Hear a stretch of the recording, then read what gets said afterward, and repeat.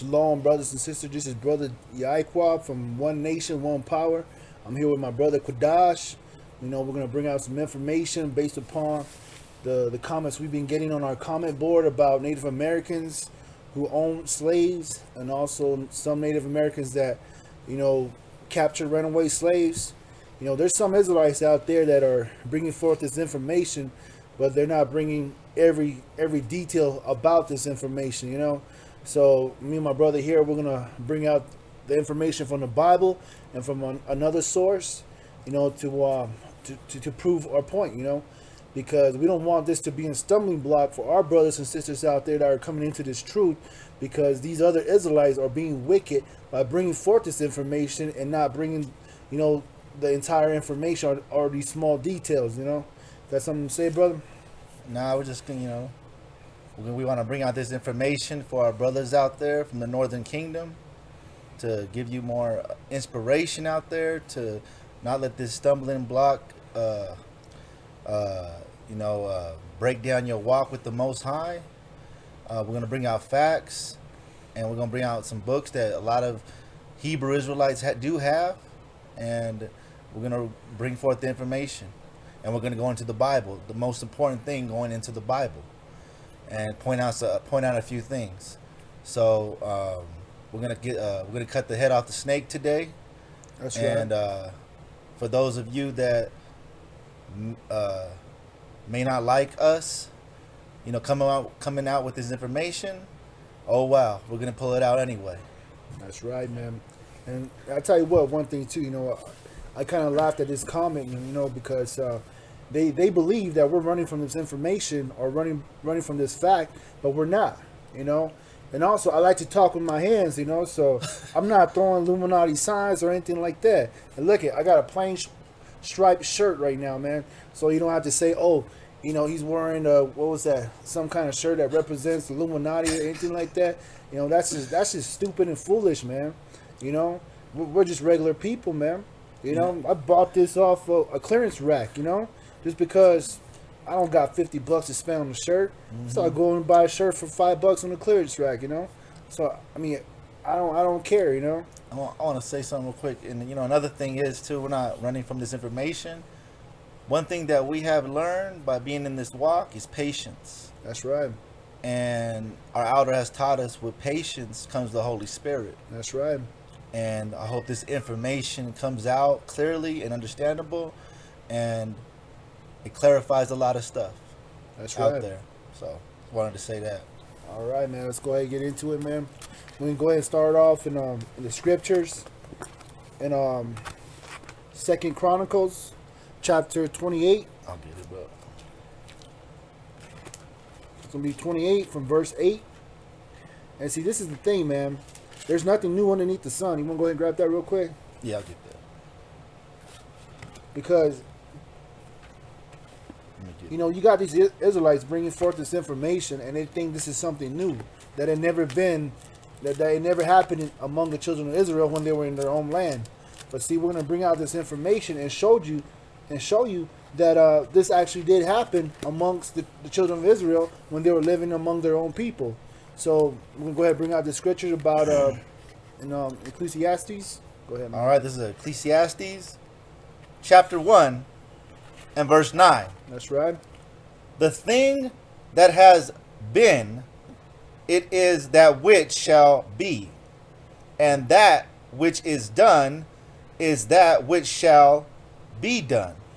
And there is no new thing under the sun. That's right. There's no new thing underneath the sun. So what happened with the slavery with the Native Americans and the so-called blacks? It was nothing new. There was nothing new between the Northern Kingdom and the Southern Kingdom. That same incident has happened before amongst the children of Israel, even in their own land. All right, so we're going to bring out that information like we're saying, and we can go to Chronicles chapter 2 and Second Chronicles chapter 28 and verse 8. Read that? Yeah, go for it, bro. Second Chronicles chapter 28 and verse 8. That's right. And the children of Israel carried away captive of their brethren 200,000 women, sons, and daughters, and took also away much spoil from them, and brought the spoil to Samaria. That's right. Keep reading. Yeah, keep reading, man.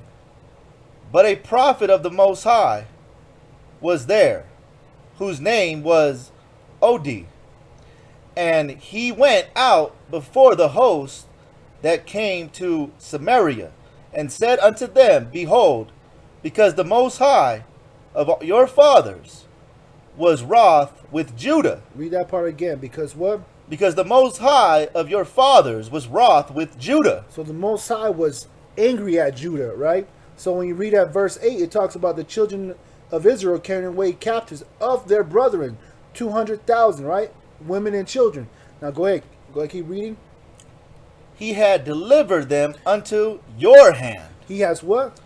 Delivered them unto your hand. So the Most High has delivered Judah into the hands of the northern kingdom, the children of Israel.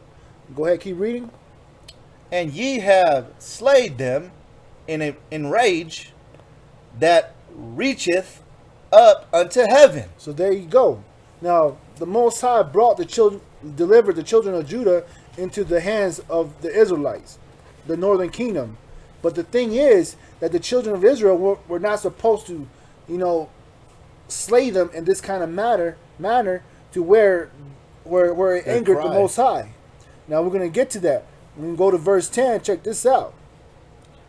And now ye propose to keep under the children of Judah and Jerusalem for bondage, bondmen and bondwomen unto you. So there you go. See, the children of Israel were thinking in their mind that they're going to keep the children of Judah and the children of Jerusalem as bondmen and bondwomen. But check out what happens. But are there not with you, even with you, sins against the Most High, your God? So there you go. The prophet is saying, is it not even with you that you have sin on yourself also?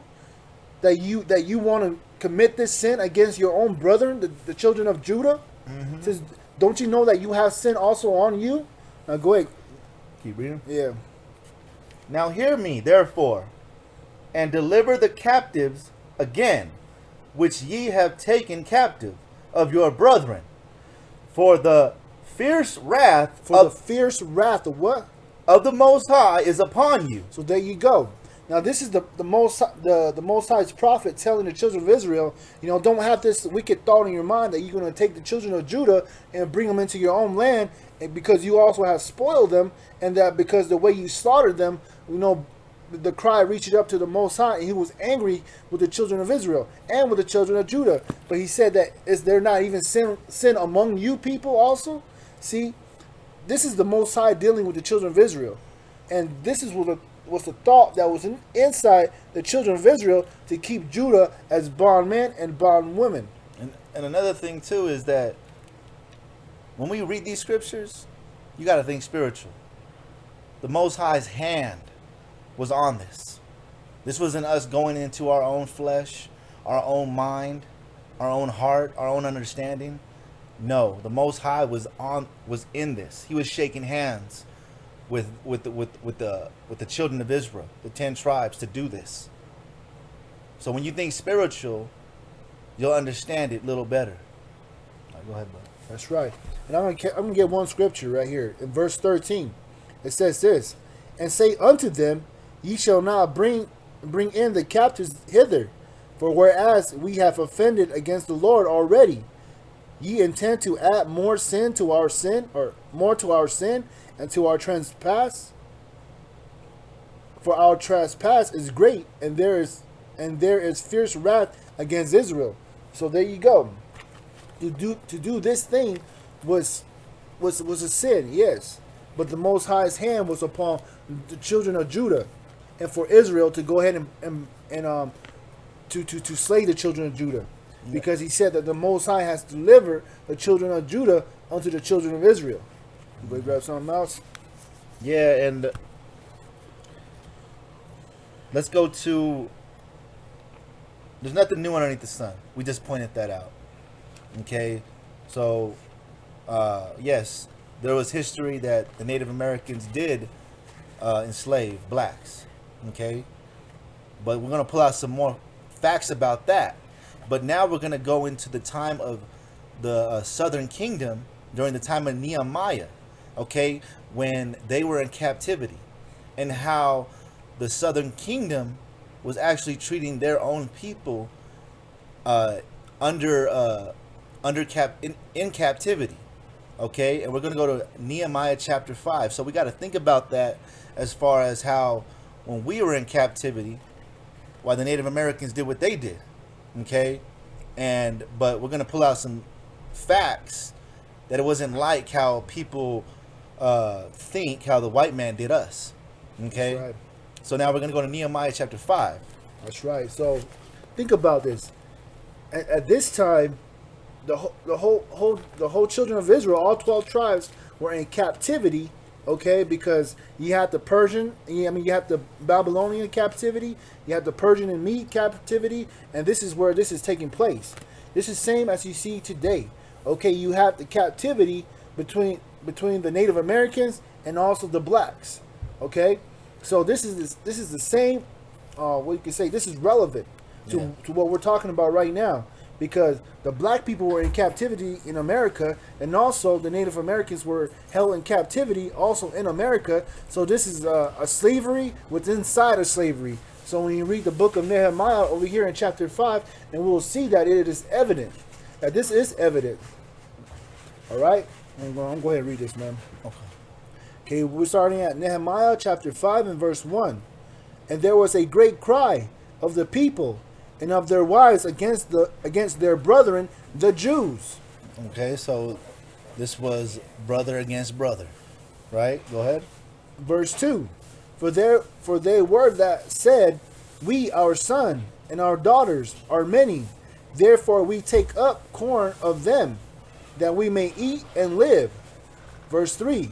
Some also there were that said, we have mortgaged our land, vineyard, and houses, that we may buy corn because of the dearth. So right there, that shows you that they were in captivity, because they had to mortgage their own houses and all that.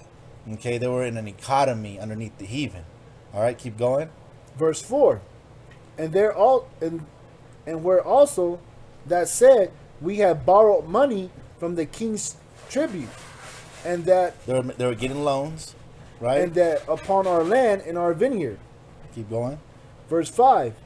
Yet now our flesh is as the flesh of our brethren, our children as their children. And lo, we brought into bondage our sons and our daughters to be servants. And some of our daughters were brought into bondage already. Neither is it in our power to redeem them, for other men's have our land and mortgage. Okay, so they were enslaving their own people. That's right. Okay, and I want to bring out this book right here, because the Cambridge Annotated Apocrypha. Okay, or not the this is the Bible. Okay, and we're gonna read verse 5 again, but we're gonna read it in here. Okay, I just want to point something out, because it doesn't show the proper words as in here. All right, let me just get it real quick. Okay. Now, what I have just read is saying that they have borrowed money from the king's tribute, right? So this is the children of Israel, putting up their land as mortgage so that they can feed their family, all right?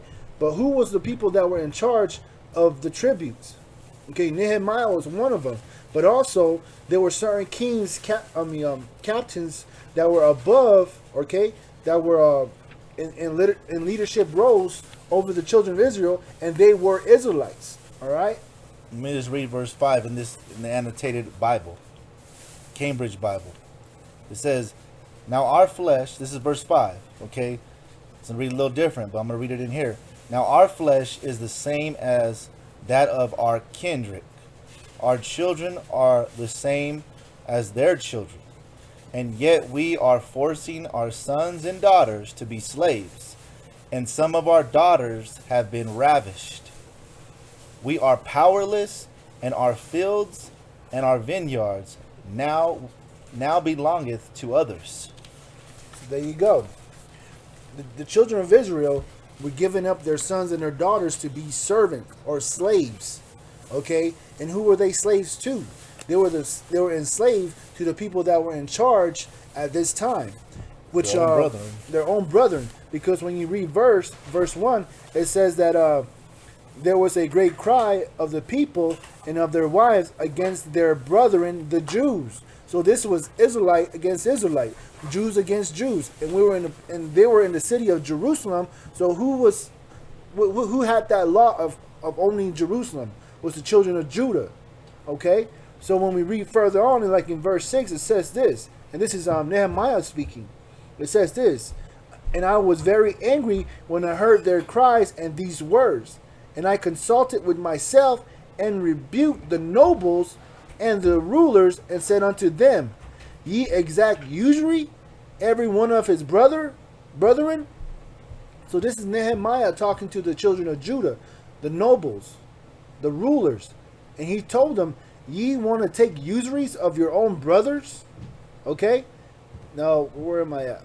Okay, verse 7. verse 7, and said unto them, ye exact usury, every one of his own, and every one of his brother, and I set a great assembly against them, and I say unto them, we after our ability have to redeem our brethren the Jews, all right, which ye have sold unto the heathens.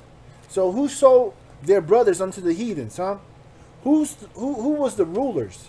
Who was the people that were in charge? Who were the nobles that sold their brothers unto the heathen, that had the charge, okay, of the king's treasury or the king's tribute?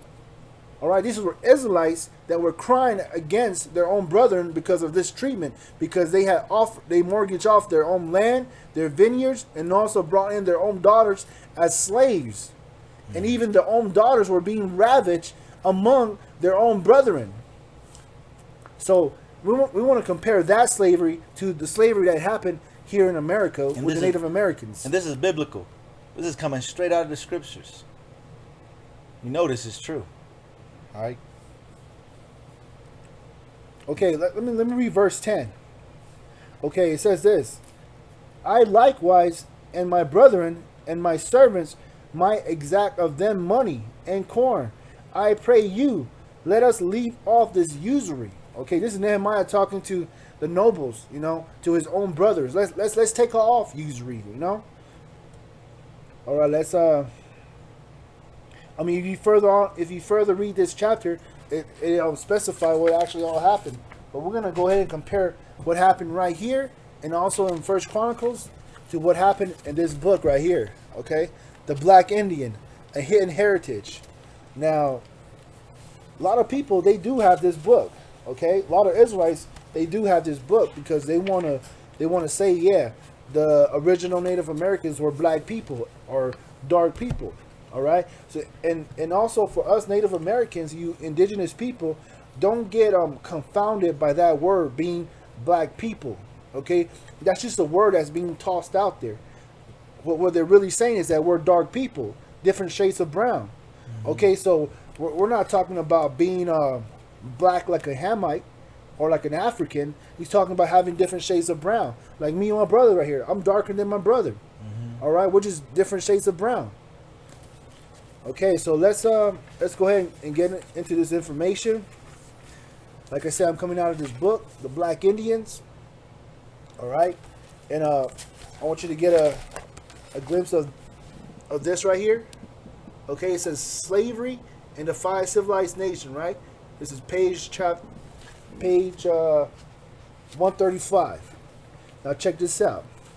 The Chickasaw, the Chickasaw, Cherokee, Creek, and Seminole Indians were early penetrated by the European merchants, missionaries, and government officials because they already accepted Christianity and European style in houses and dress. White people, white, began to call them the 5 civilized tribes. With the notable exception of the Seminoles, some members also became slave owners. So there you go. Out of the 5 civilized tribes, some of them became slave owners. All right. Now I'm going to skip over here to the third. Let me see. To the third paragraph. In 1860, slavery had become a major part of life for the 4 civilized nations. Now, at first it said 5, but now they're only saying 4. With the exception of the Seminoles, and we're going to get into that information. Okay, only the Seminoles, as we have seen already, firmly rejected bondage in favor of the system of friendship and an alliance with their black members. So there you go. That's why when it went from 5 to 4, because the Seminoles rejected the idea of bondage. They rather have the system of friendship and alliance with their black members. That's right. But among the other 4, black slavery began to shape and develop their village lives. Okay, now I'm gonna go ahead and skip again to the 4th paragraph. It says this: slavery pushed Native Americans into some critical economic and cultural changes. Before skill and character had counted, but now race became important in judging people. The Cherokees and other adopted slave codes. Now, talking about the four tribes. The Cherokees, the Choctaw, the Chickasaw, and the Creek. Okay, so it says that they adopted slave codes, right? Now check this out. The Cherokees and other adopted slave codes to control their black men and women, prevent their escape, and even their learning to read and write. If a slave ran off or rebelled, Indian slave code required other members of the nation to help capture him or her. So there you go. The information about Native Americans owning slaves, yes, it did happen. Okay, and also the information about Native Americans capturing runaway slaves, yes, it did happen. But for what? And for who? Only for the 4 civilized nations, or the 4 tribes. Okay? If the slave ran off, it was up to these other nations to help the other nation capture that runaway slaves. Not for the white man. They didn't capture slaves for the white man. They captured slaves for their own nations. And you okay? see, and then we went into the Bible earlier, and Judah was selling their people to the other nations. And also, that's a good point. And not only that, but you also had Judah, okay, the black slave helping the white slave master capture runaway slaves and bringing them back to the plantation, to that slavery. Okay, now where do you get the idea that the Native Americans were helping hand in hand with the white man to capture runaway slaves and bring them back to the white man's plantation? You don't hear of that. But see this information that these other Israelites are bringing out, they don't tell you that. They don't bring you the full details. Okay, so I'm going to go ahead and keep on reading.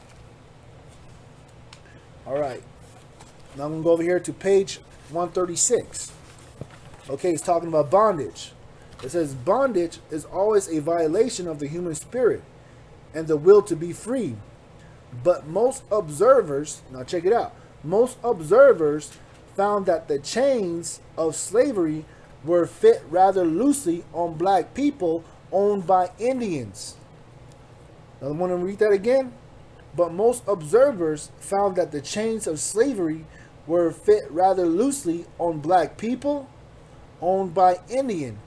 Only the Chickasaw had a reputation of treating their black slaves as badly as did the white slave masters. The other nation practiced such a mild form of bondage that it upset the slave owners. Okay? And the Seminoles, of course, infuriated white and natives and Indian masters with their generosity, fairness, and a level of equality towards their slaves. Now check that out. It said it upset the U.S. slave owners, right? Now we're going to go ahead and read further. Check this out. I'll skip down to this paragraph right here and check it out. It says, whites who visited slave-holding Indians, okay? These are white people coming onto the reservation and observing the Native Americans that owned slaves. Check out what they had to say. Okay, whites who visited slave-holding Indians described slave men and women who were well treated. All right, who were adequately fed. Who were adequately fed. What? and cared for. What? And cared for. Wow. So compare that slavery to the white man's slavery. Will you say that's slavery? To be well treated, to be adequately fed, to be cared for. Okay? And then I'm going to read further. It says this. The U.S. slaveholders viewed this leniency as a sign. Native Americans did not understand bondage. They also thought it posed a danger to their own ability to control their black laborers. If Native Americans did not know how to treat slaves, then something would have to be done about the Native Americans. Now, we can get some scriptures right here. Want to go to Leviticus 25? Let me read this real quick. This is in your Apocrypha, okay? And this is Ecclesiasticus or Sirach, and this is some laws according to how you treat slaves, okay? And this is, I'm gonna read chapter 33 and verse 29. It says, "But be not excessive towards any." Do not be what? Excessive towards any. Okay. "And without discretion do nothing. Okay. If thou have a servant, If you have a slave, let him be unto thee as thyself." let him be as to thee as thy what? Thyself. So let him be just like how you are. Go ahead. "Because thou hast bought him with a price. That's right. If thou have a servant, entreat him as a brother." And treat him as a what? A brother. So don't beat him, right? Yep, this is how we read, right? So, treat him like a brother, like you will feed him, right? You will care for him, right? There will be, what else did it say? They were well cared for, right?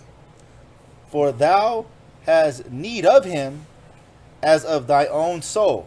That's right. If thou entreat him evil," so if you do it like the white man taught everybody, right? "And he run from thee, which way will thou go to seek him?"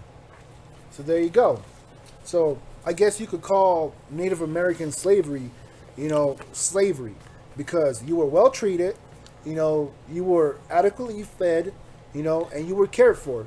So you can call that slavery if you want to be well treated, okay? But check this out. And the reason why we're bringing that information out, I got Leviticus right here. Okay. Leviticus 25 and 43. And what we just now read, it says that the U.S. slaveholders, okay, they thought, okay, let me read that again. 25 and what? 23? 43. Okay, I got it. Okay, right here. It says the U.S. slaveholders viewed this leniency as a sign Native Americans didn't understand in bondage.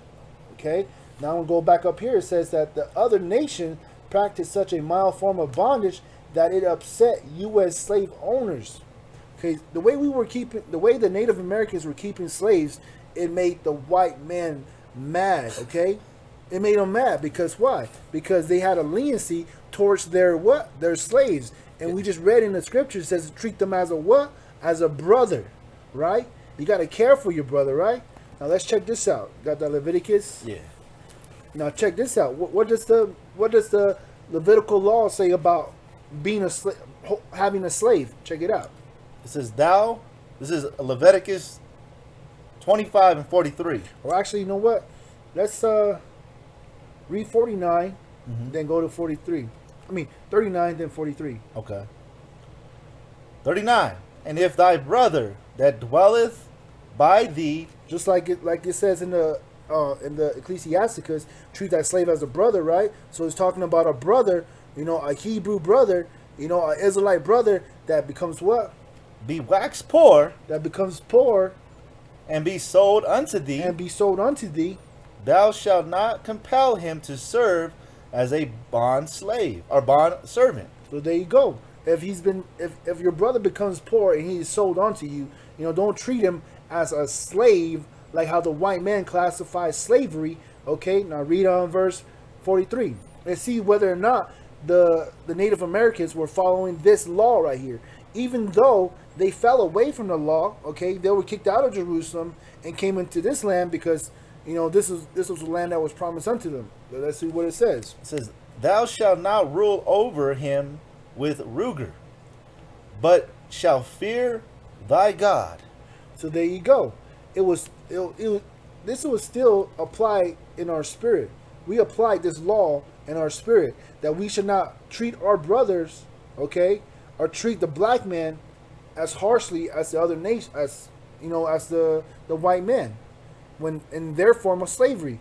Because when you read from 39, it talks about your brother, okay, and how he'll be sold unto thee, because he has fallen into when he says he'd be waxed poor, right? Now let's go get some more information, man.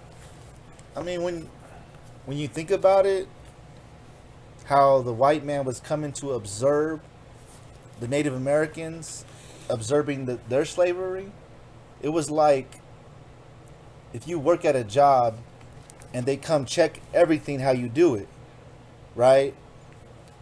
They were analyzing if they were doing it right.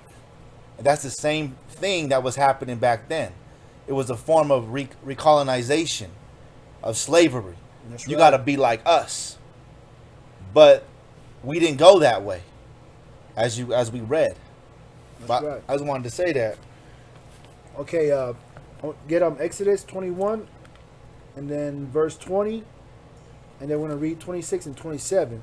But check this out. Even at this time, okay, even in this book, it says this: an interview conducted during the 1930s, former slaves evaluate their experience differently. This is Johnson Thompson, 80 years old, a former Cherokee slave, says this: the master never punished anybody. Okay? I never seen anybody whipped. And only one slave stowed. A lot of slave children didn't ever learn to read. Okay, so would you call that slavery? To never be whipped? To never be punished? And even in this slavery, you were adequately fed, you were cared for. So out of all 80 years of this man's life, he said he only seen one slave stowed. Now, how bad is that? Now, go ahead. I'll go ahead and read one more, man. Okay, it says, this is from a woman whose last name is Ward, 91 years old. She says this. She says she's remembered slaves working around and getting money and pay this money to their master for freedom. So even among the Native Americans, they allowed these black slaves to work, not just only for him, but for other people, so that they can earn enough money to buy their freedom. And just what we have read in Leviticus chapter 15, when you read from verse 35 on down, it talks about how a man can redeem himself or his property, or how we just how we read. Let me read that real quick. It's 21 and 6. 21 and what's that? And 6, right? Yeah. Then his master shall bring. Oh wait, no. Let's get read 21 and 20 first.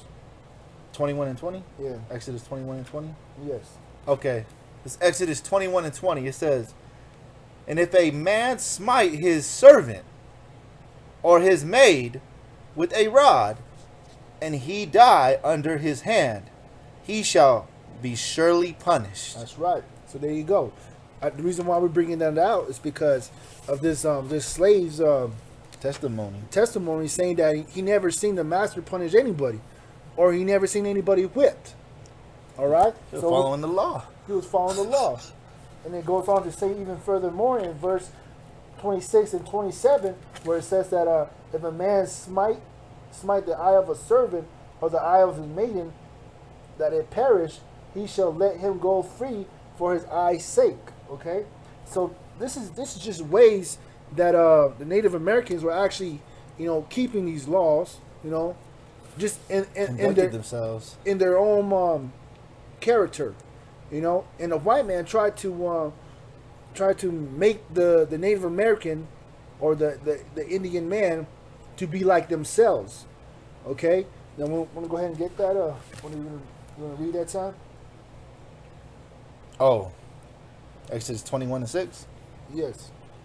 Read it. Or read verse 20, read verse 2, Mm-hmm. and Okay. then go down to 6. All right, this is verse 2. Well, I'll read verse 1 and 2. It says, Exodus chapter 21, verse 1. Now these are the judgments which thou shalt set before them. That's right. Verse 2. If thou buy a Hebrew slave, Bought a what? Hebrew slave, Okay. 6 years he shall serve, and in the seventh he shall go out free for nothing. All right. Now verse 6. We'll jump down to verse 6. Then his master shall bring him unto the judges. He shall also bring him to the door, or unto the doorpost, and his master shall bore his ear through with an oil. What is that? With an awl. With an awl, and he shall serve him forever. So there you go. You got Hebrew Israelites, that didn't want to leave their masters because of why? Because when you read what's that, from verse 1 all the way down, it says that if a Hebrew brother has been sold unto thee, and he finds that his master's house is where he wants to be at because he loves his master. And check this out. I'm going to go ahead and go over here to verse. I'm going over here to Deuteronomy chapter 15 and verse 12. And this says the same thing that what we just now read, what my brothers just now read. It says, if thy brother, talking about another Israelite, if thy brother, a Hebrew man or a Hebrew woman, be sold unto thee, and serve thee 6 years, then in the 7th year thou shalt let him go free from thee. And when thou sendest him away, or sendest him out free from thee, thou shalt not let him go away empty. Thou shalt furnish him liberally out of thy flock, and out of thy floor, and out of thy wine press, and of that wherewith the Lord thy God has blessed thee, thou shalt give unto him. Thou shalt remember that thou wast a bondman in the land of Egypt, and the Lord thy God redeemed thee. Therefore I command thee this thing this day. In verse 17, it says the same thing. When thou, verse 16, and it shall be, if he says unto thee, I will not go away from thee, because he loveth thee and thy house, because he is well with thee, then thou shalt take an awl and thrust it through his ear unto the door, and he shall be thy servant forever. And also unto thy manservant thou shalt do likewise. So there you go. You got Israelites keeping other Israelites as slaves because, they say out of their own mouth that, I love my master, I love thee, I love the house that I'm at, and let me serve thee forever. So it wasn't against the law for an Israelite to keep another Israelite in what you could call, I'm not going to call it slavery, because you want to take that out of your mind, because the slavery that we think of is the white man's slavery. It's kind of right? it's kind of like when people bring out this information, other Israelites, it's like confirming that we actually kept the law. There you go. It's confirming it. All we had to do was put out the correct information from people that wrote down facts about their lives. There you go. For 80 years and for 70 years. From your own people. And then we came out of the Bible and showed you that you were putting people in slavery and selling them to the other nations. Being Uncle Tom. There you go. Sellout. So we want to bring out this information.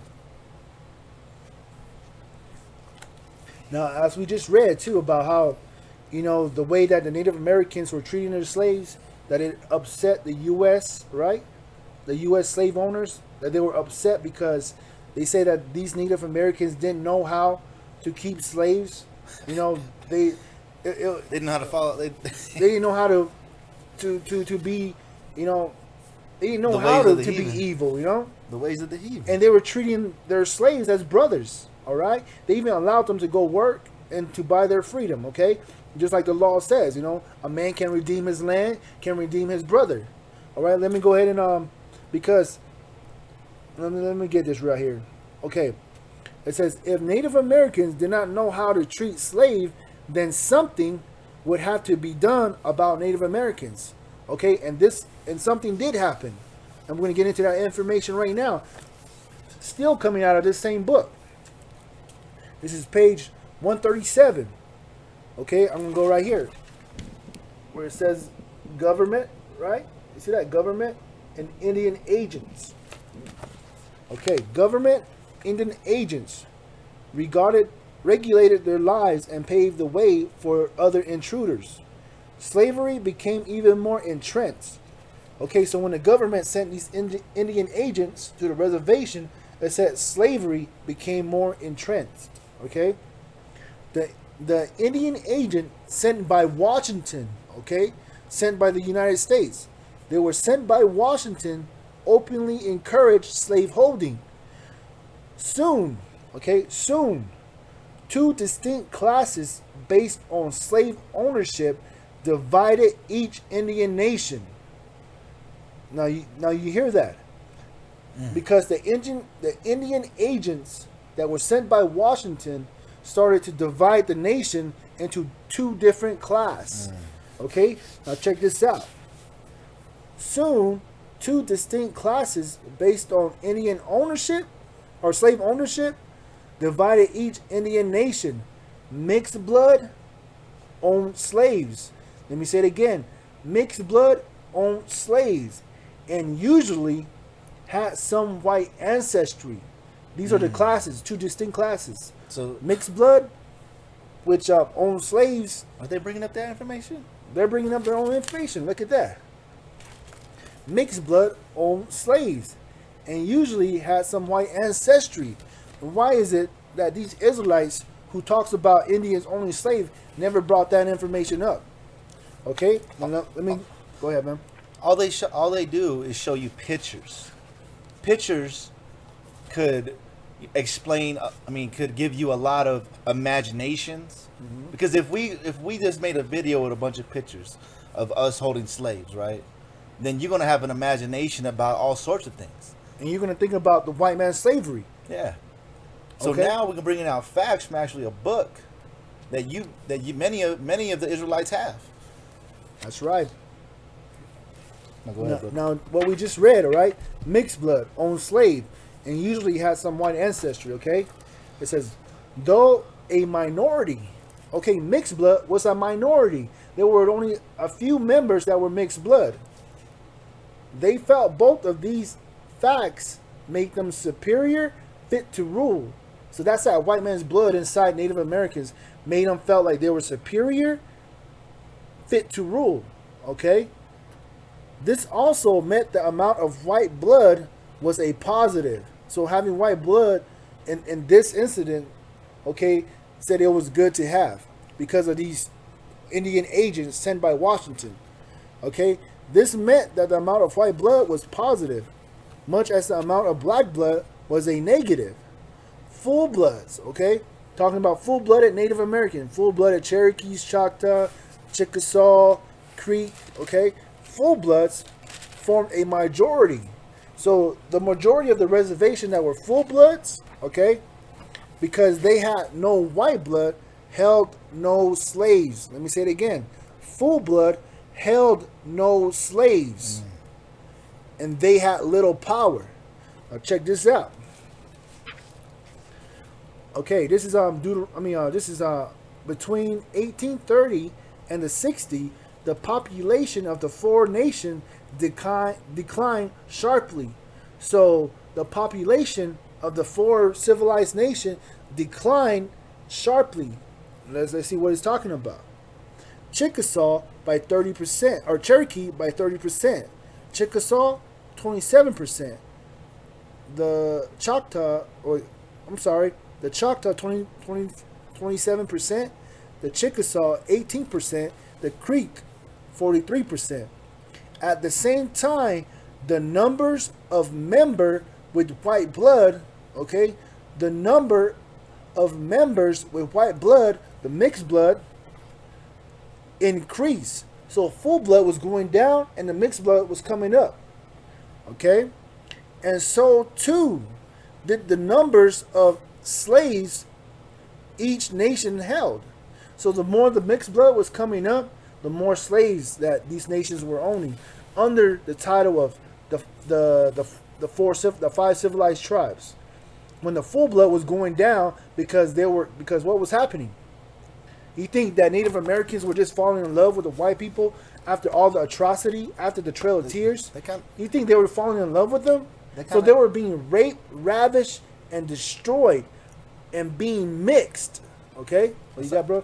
I was just gonna say that sounds like the Willie Lynch plan, right? Hey, the Willie Lynch, man. There we go. I even own that book too. Check it out, the Willie Lynch letter, right? Putting the white, the white, the lighter skin. the lighter skin against the darker skin. That's right. Let me get that information out, man. I mean, they had to do that to recolonize them, to have that mixed blood in them. That sound like the Willie Lynch plan to me. So let me get that real quick, man.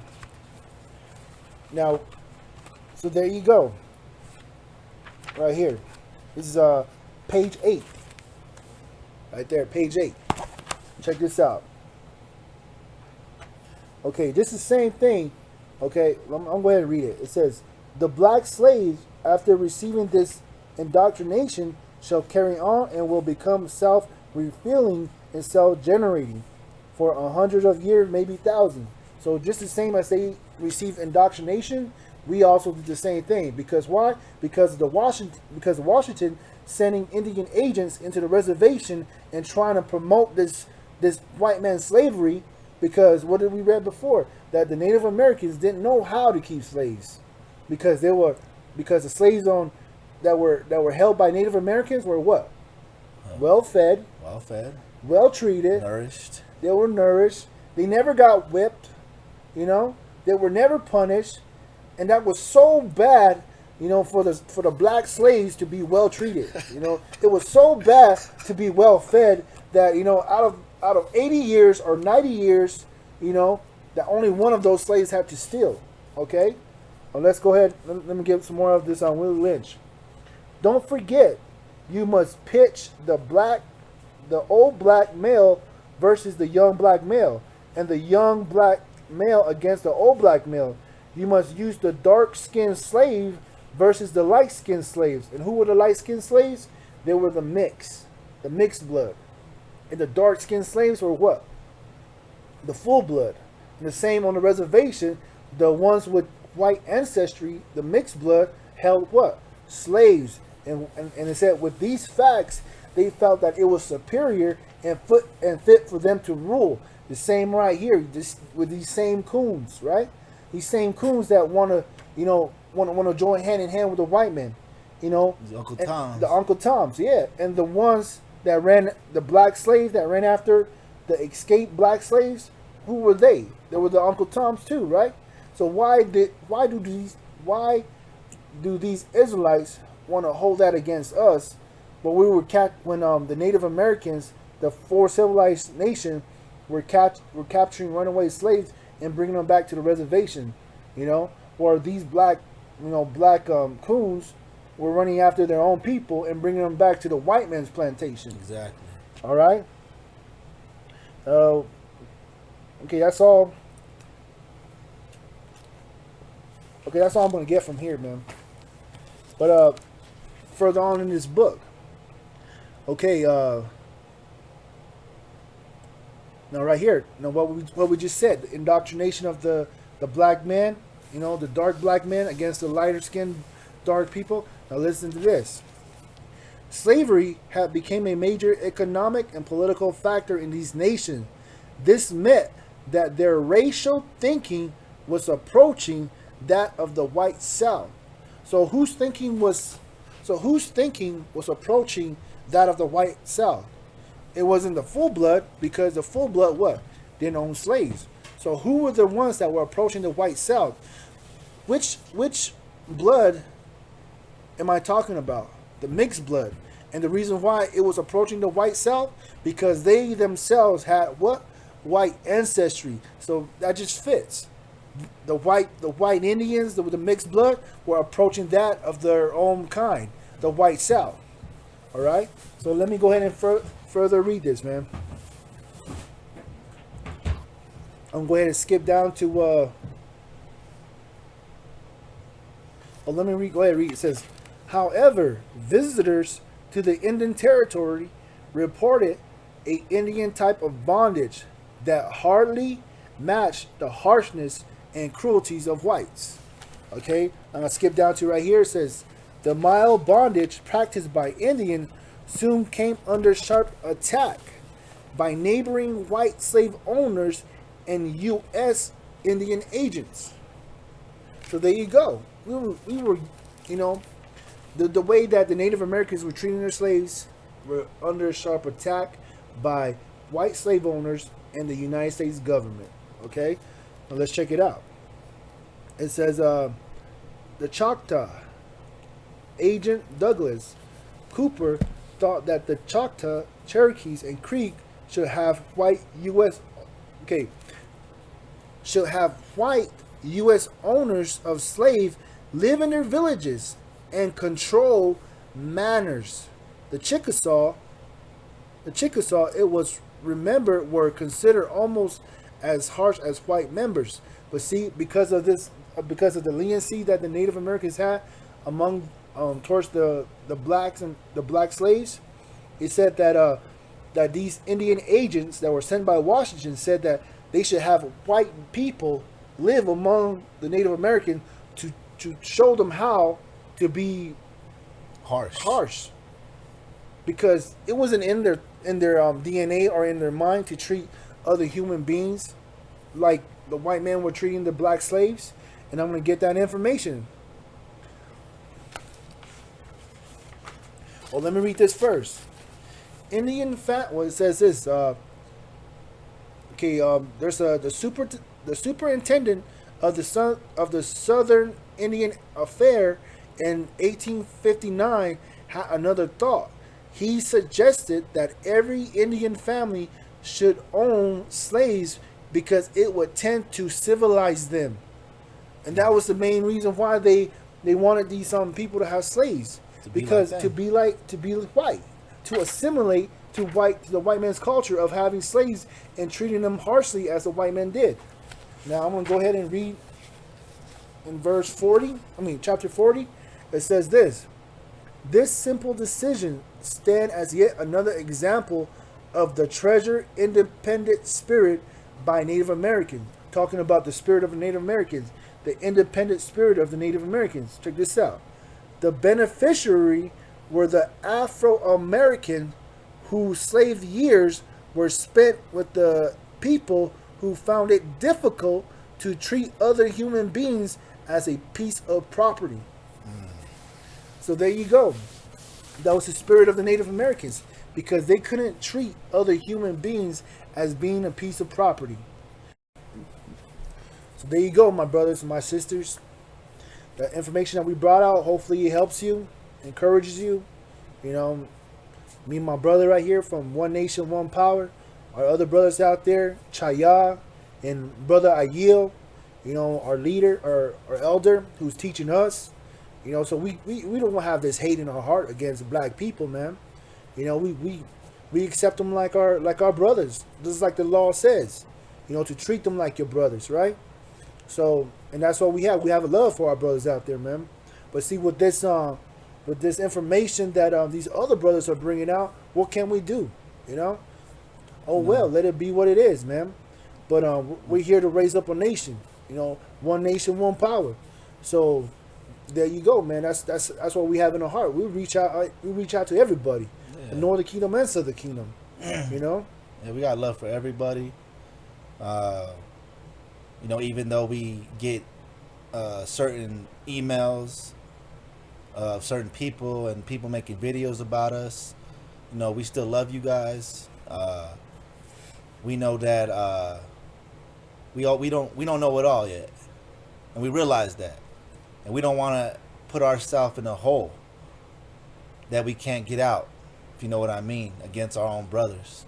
But the Most High will hold us responsible for that. So, we got love for everybody out there. We had to come out with this information. And I know it's going to make certain people mad. But oh well, it's all facts. We didn't write this. We didn't write none of those books. We didn't write none of that book that we just read. We didn't write that. We just read it, and we just pulled out the information. And so, we just want to give all glory and honor to the Most High, Ahaya, Bahashem Yeshaya, and the Ruach Quadash.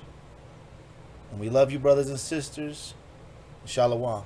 That's right. And also in that, I know there's other information, that's there's other information out there, right?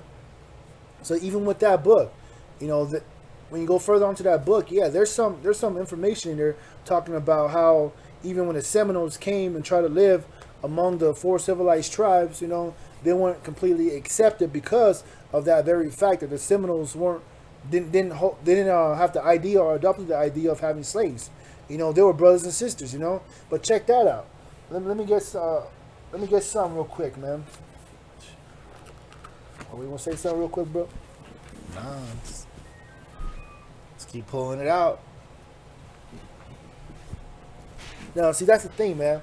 You got these brothers out there that are trying to put all Native Americans into that same boat, But the thing is, you're only talking about four nations that the white people consider them to be the civilized tribe because they own slaves. All right, but see, the thing is, not all Native Americans have slaves, So let me pull this out real quick. Now I'm going to show you a small. Okay, there you go. That's a small head count. If you can see that right there, it goes up to like what? 42. Okay, that's only 42 tribes there. Now, that's 42 tribes, right? Now you're gonna paint us all with having slaves. There was only 4, and I only show you 42. My people in the Southwest, we didn't have slaves, man. His people, the Oro Oram, the Papagos, they didn't have no slaves. The Hopis, they didn't have slaves. Tewas didn't have slaves. The Navajos didn't have slaves. Who else? The Morongos, they don't have slaves. When you think about it, right? All that slavery was in the South. It was all in the South. That's right. And when that thought, that's where it was majority. It was mostly down there, even during the time of freedom. It was still going on. That's right. And check it out. Even the Lakotas didn't have no slaves. So how are these brothers going to come on our website and say, oh, you're not Israelite, your people, held my people in bondage, held them as slaves. They captured runaway slaves and brought them back to the plantation. Well, so there you go. That information is distorted information. Only four tribes held slaves. That is recorded. Okay, and those 4 tribes, only one of those tribes, the Chickasaw, treat their slaves harshly as a white man, but the other 3, okay, guess what? They were well fed, treated well, they never got whipped. So if you want to call that slavery, you can call it slavery, man.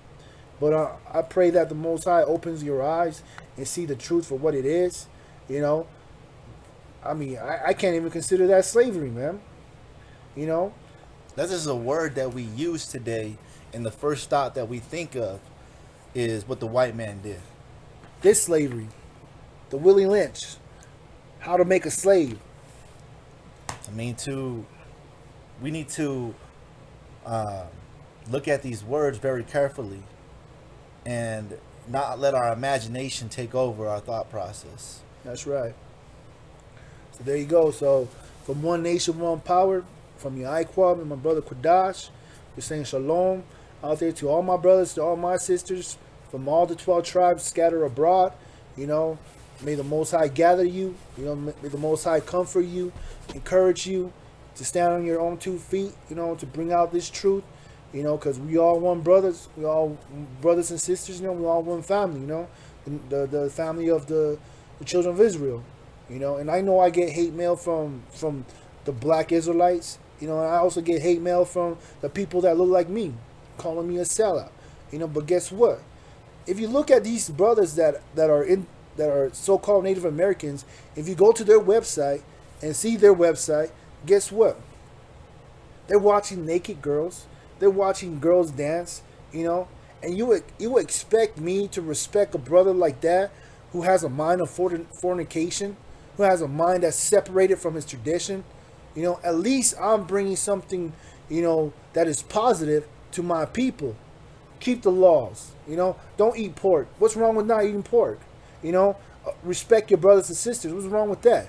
You know, come out of drunkenness. Come out of fornication. Come out of idolatry. You know. So tell me what's wrong with that? Well, these other brothers out there are watching the white man. You know, they're wanna be like entertaining. They're entertained by the white man, and I'm pretty sure that these same so-called Native Americans that are traditional that calling me a sellout are celebrating Christmas. That's a sellout. You know, celebrating 4th of July. That's another sellout. And even within their powwows, guess what? They raising up the American flag. So who's the bigger sellout, huh? I don't even keep none of those days, man. I don't pledge allegiance to no flag. I don't cry at no national anthem. You know what I mean? So who's the sellout? Me or you? You know, consider that before you start calling me a sellout. Because I'm trying to raise up a people that are holy people, man. That's right. And our people always consider themselves to be holy, man. That's right. So with that, I'm going to say shalom. Like, again, this is just love for my brothers and sisters out there, man. Yaikwa, saying shalom. Shalom.